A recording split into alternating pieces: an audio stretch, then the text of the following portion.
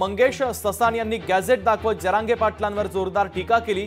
गॅझेटमध्ये मराठा कुणबी एक नाही असं मंगेश ससाण यांनी म्हटलेलं आहे। मनोज जरांगे पाटलांनी अज्ञानी मागण्या करू नये असं महत्त्वाचं वक्तव्य ससाण यांचं आहे। जरांगे पाटलांनी कायदेशीर दृष्ट्या आव्हान द्यावं असं ससाणे यांनी म्हटलेलं आहे। ओबीसींचा घात केला तर सळो की पळो करून सोडू असा इशारा देखील आता मंगेश ससाणे यांनी दिलेला आहे।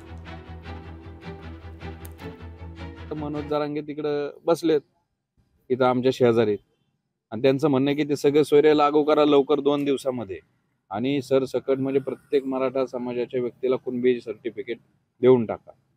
दुसरं कोणतं त्यांनी आता कुठले गॅजेट कुठं काय शोध घेतलाय, साताऱ्याचं गॅजेट, मुंबईचं गॅजेट, हैदराबादचं गॅजेट, ओबीसी मध्ये या अशा दाखल्यांद्वारे घुसखोरी करायची अशी त्यांची मागणी आहे।